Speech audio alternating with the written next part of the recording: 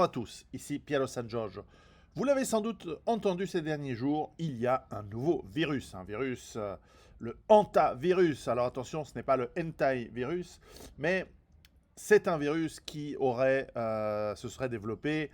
C'est une souche qui vient de l'Amérique du Sud, qui se serait développée dans un bateau de croisière qui a appareillé dans l'Atlantique et qui est en ce moment en train de revenir et dont l'équipage, enfin en tout cas ceux qui ont survécu, il y a eu quelques morts, sont en quarantaine, ce qui est tout à fait logique.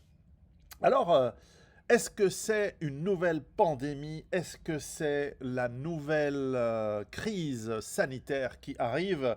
En tout cas, ce qu'on peut dire déjà, c'est que ça tombe bien. Les midterms aux États-Unis sont mal barrés pour le président américain. Il y a des guerres un peu partout qui foirent pour l'Occident et pour les globalistes qui le dirigent.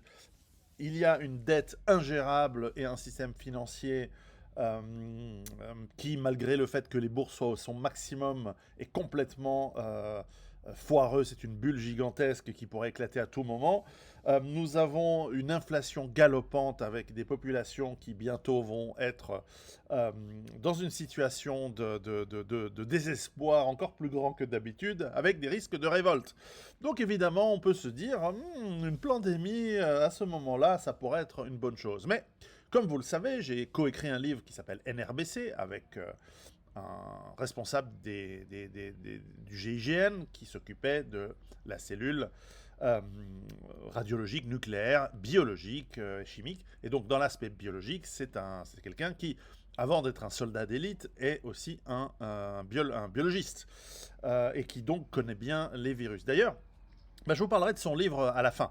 Mais en tout cas, voilà, je l'ai appelé, on en a discuté. Voilà ce qu'on peut dire de ce hantavirus. Alors, je précise, moi je ne suis pas médecin, je ne suis pas biologiste, j'ai une éducation de base sur ces choses-là. Mais clairement, avoir l'avis des experts et puis l'expérience de ces 5-6 dernières années avec le Covid qui était venu en 2020, là, ça peut nous donner quelques pistes sur comment réagir. Alors tout d'abord, n'ayez pas peur, réfléchissez par vous-même, essayez d'obtenir les informations de sources fiables. Faites attention aux experts de plateau télé qui vont probablement, dont leur business est de vous faire peur.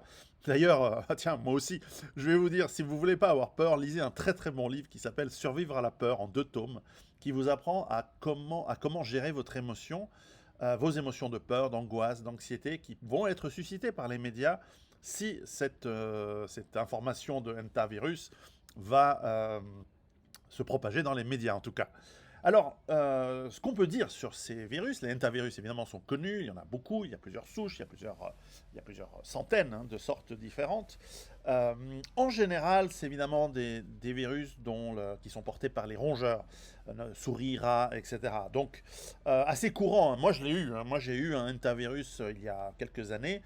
Vous savez, c'est très facile, les rats font des petites crottes un peu partout. Il n'y a pas besoin qu'ils contaminent votre nourriture, bien que ça, évidemment, c'est une source de contamination assez importante. Il n'y a pas besoin qu'ils contaminent votre nourriture, ils font de leurs petites crottes, leurs petits excréments dans une pièce, ensuite vous balayez ou vous nettoyez, et puis forcément, ça fait de la petite poussière parce que ces crottes ont séché, et vous allez respirer ces petites poussières, vous les allez ingérer, et il se peut que vous tombiez malade. Alors, les symptômes sont bien connus, hein. Ça peut être des fièvres, des douleurs abdominales, de la diarrhée, des vomissements. Ça peut être aussi une baisse de la pression sanguine, des hémorragies, toutes sortes de joyeusetés qui font qu'en général, si c'est grave, vous finissez à l'hôpital. Alors dans les pays où nous avons un système hospitalier qui est encore pas mal, en général, c'est rapidement identifié et c'est très facilement soigné.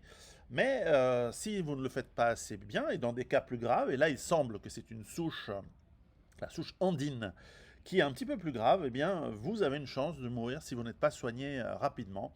Alors on parle de 30% de mortalité. Alors la bonne nouvelle, c'est que comme tous les virus qui tuent beaucoup, eh bien leur propagation est très difficile et très faible. Bonus pour le virus, c'est qu'il a une incubation très lente. Donc on va pas il va pas s'identifier en quelques jours.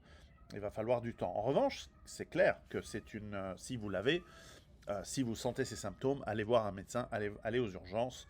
ça peut être important. Mais encore une fois, la contamination est faible, la contagion est très faible. Il faut vraiment être, même si elle peut se faire par les postillons, par la salive, elle est relativement faible et surtout elle est faible entre homme à homme. Ou homme à femme, hein, évidemment. Ce n'est pas un virus que pour les homosexuels.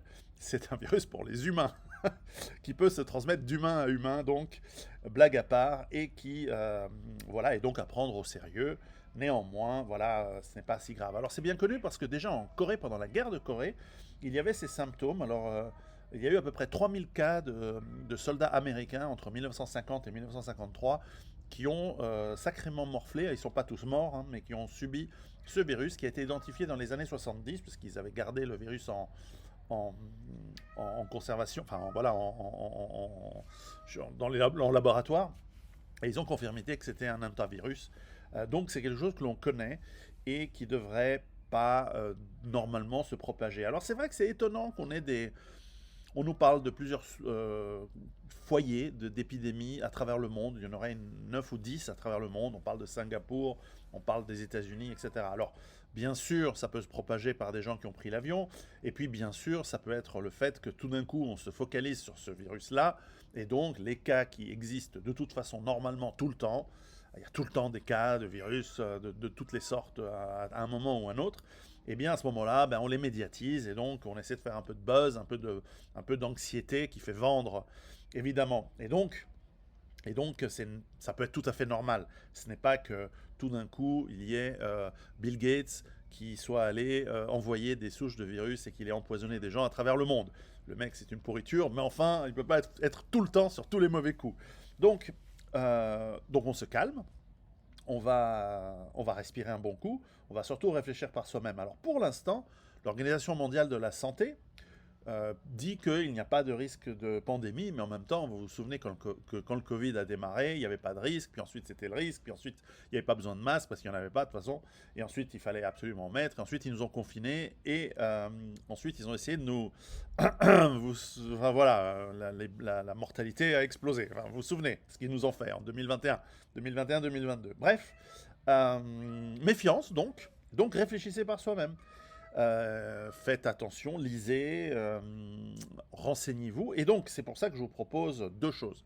La première, c'est que j'ai écrit la préface, d'ailleurs, de ce livre de Chris Melinium pour se préparer aux pandémies et aux problèmes, aux crises biologiques. Donc, je vais mettre ce livre en lien, il est sur Amazon, je n'ai aucune commission dessus, vous faites comme vous voulez, mais je vous le conseille, il est tout petit, il n'est pas très cher, et il vous donne les bases sur comment évaluer une maladie, ou une pandémie, ou un virus, ou une bactérie qui vous aurait infecté, et il va vous expliquer quoi faire en termes de d'abord prévention, mais aussi quoi faire si vous semblez avoir des symptômes et que vous avez besoin de vous soigner. Donc c'est un petit livre qui accompagne le livre qu'on avait coécrit, NRBC. Et la deuxième chose que j'aimerais vous proposer, c'est de renforcer votre système immunitaire. Alors moi, je ne vais rien pouvoir faire personnellement. Je ne vais pas venir chez vous vous apporter des pastilles de zinc et des suppléments de vitamines pour vous. En revanche, pour bien comprendre comment ça fonctionne, j'ai une amie, Alina Alonso, qui est naturopathe, et à qui j'ai demandé de faire une petite formation, en fait deux pour être précis, et ces deux formations, je les mets ci-dessous dans le lien sous la description, qui va vous expliquer comment booster votre système immunitaire. C'est très très bien de le faire de toute façon tout le temps, et qui va vous expliquer comment on peut voilà, renforcer la capacité de vos cellules à éliminer un virus lorsqu'il pénètre dans votre corps, lorsqu'il va vous permettre aussi de renforcer votre capacité à tenir le coup face à une infection, que ce soit de fièvre ou pulmonaire. Là, c'est surtout un virus qui touche l'aspect poumon, hein, qui est mortel dans cette souche-là. Et donc, comment vous pouvez être physiquement plus apte à répondre à une infection virale. Et cette formation, eh bien, je la mets ci-dessous. Et rappelez-vous que les abonnés de Patreon ont 20% de rabais. Voilà. Bon. Bref, donc encore une fois, calmez-vous. Il n'y a pas de risque immense pour l'instant. Il n'y a que quelques centaines de cas dans le monde, hein, de 8 milliards d'habitants. Vous allez me dire, c'est trop. Je pense que je suis d'accord sur les 8 milliards, mais les cas ne sont pas énormes. Donc tout va bien pour l'instant, calmez-vous. Mais voilà, un homme averti en vaut deux et un homme préparé en vaut trois. À très bientôt, préparez-vous.